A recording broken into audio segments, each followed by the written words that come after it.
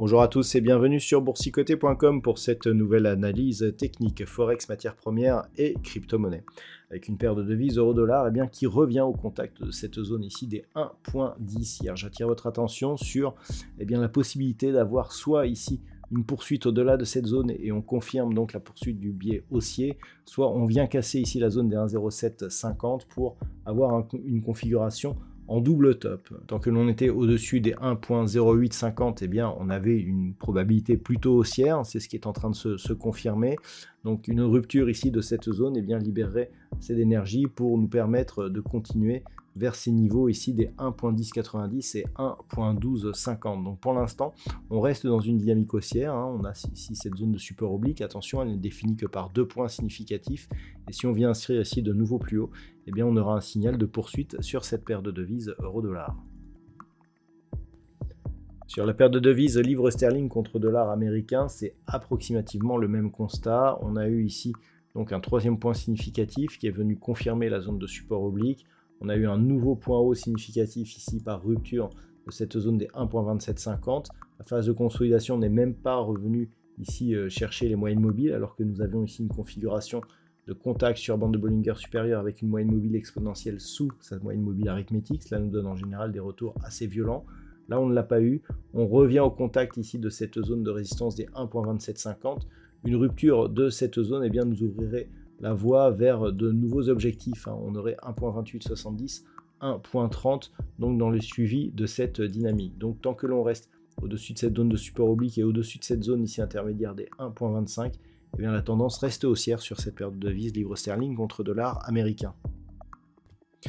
Au niveau de l'once d'or fin, nous sommes toujours dans une configuration d'attente. Un range ici est plutôt positif tant que nous sommes au-dessus de la zone des 2005 $ l'once. Une rupture des 2070 ouvrirait la porte à une reprise du mouvement haussier avec donc comme objectif un rafraîchissement du plus haut historique inscrit il y a peu. Il faudrait repasser sous la zone des 1957 $ l'once pour avoir un vrai signal de consolidation. Pour l'instant, on n'y est pas, on se stabilise ici au-dessus des 2005. Donc ça reste neutre d'un point de vue court terme, mais plutôt positif d'un point de vue moyen terme pour l'évolution du métal jaune. Au niveau du brut léger américain, on sent que la pression des inquiétudes liées à la situation en mer Rouge joue sur les cours du pétrole, fût-il ceux du WTI. Ce que l'on a aujourd'hui, c'est un retour sur cette zone ici des 74 $ le baril, qui était précédemment ici une zone de support. Donc pour l'instant, il n'y a pas franchissement. Qui plus est, cette zone se trouve sur des niveaux proches de la moyenne mobile 20 exponentielle. Donc tant que l'on ne casse pas cette zone, on reste dans une dynamique baissière potentiellement forte. C'est-à-dire qu'il faudrait vraiment casser cette zone pour commencer à sortir de cette dynamique. Donc pour l'instant, ça reste baissier. En cas de rupture donc haussière de cette zone des 74 points, on aurait 76.30, mais c'est surtout sur 80.50 que l'on aurait un point de retournement de cette dynamique court terme, puisqu'il s'agit ici du dernier plus haut significatif de tendance court terme.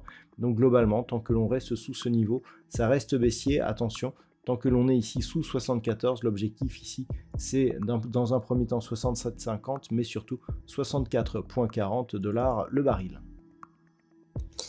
Et enfin, au niveau du Bitcoin, ça se stabilise. On peut noter l'importance de cette zone des 40 500 $ pour un Bitcoin. D'un point de vue, des indicateurs, on est ici suite à un fort contact sur la bande de Bollinger supérieure avec une moyenne mobile 20 exponentielle qui agit plutôt ici comme zone de support. Donc même si nous avons une neutralisation depuis plusieurs jours, le fait que l'on reste au-dessus des 40 500, au-dessus de cette moyenne mobile 20 exponentielle globalement, nous indique que nous sommes toujours prioritairement dans une tendance haussière, avec donc comme objectif les zones des 45 700 puis éventuellement 51 900 en cas de rupture de la zone précédente. Donc on pourrait rejoindre un des plus hauts qui avait précédé, donc je dirais les niveaux historiques du Bitcoin. Pour invalider, je dirais même avoir un signal de retournement, il faudrait dans un premier temps casser ici cette zone des 40 500, mais surtout recasser à la baisse la zone des 35 000 $ pour un Bitcoin. Donc pour l'instant, on reste positif sur cette crypto-monnaie. Voilà donc ce qu'il faut savoir sur l'analyse technique de ces principaux actifs de marché. Je vous souhaite de passer une bonne soirée. On se retrouve dès demain sur BFM Business, puis pour toutes les autres analyses techniques du site boursicoté.com.